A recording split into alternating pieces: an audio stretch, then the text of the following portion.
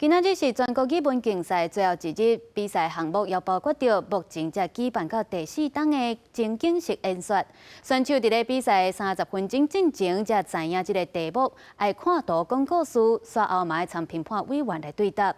有的选手认为学校一礼拜一节的台语课学的物件实在有限，完全得爱靠平常时的累积，才会当有好的表现。 我搁甲因做步咧比手画刀，做步食饼。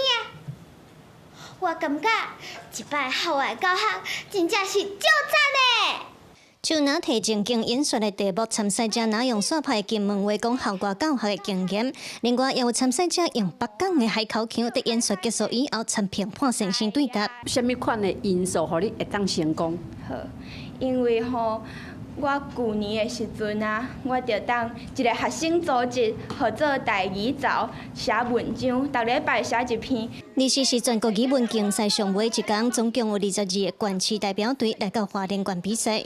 主办单位表示，这几年有哪来哪侪参赛者会用无同款的地方腔来比赛。有师生认为，透过训练和比赛，除了传承，若认捌腔口差，嘛通提升自我认同感。我感觉会当各地拢保留落来，啊无这腔口就消失去了，足可怜的。咱一边学一边练，啊，咱最多甲咱的金门话甲传落去。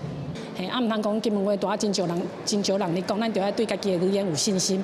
教育部自81年甲情景式演说连做正式比赛，到当已经第4档。参赛者在比赛进前30分钟才抽题目看图讲故事，这人拢是以生活经验上台分享。有参赛者认为学校一礼拜一节台语课，通学的实在有限，嘛表示着要靠平常时的累积，才通有好的表现。我台语课一节课就是无够，因为一节课老师讲的物件嘛无讲介济，差不多爱2、3节课，感觉才会当传承咱的台语、咱的母语。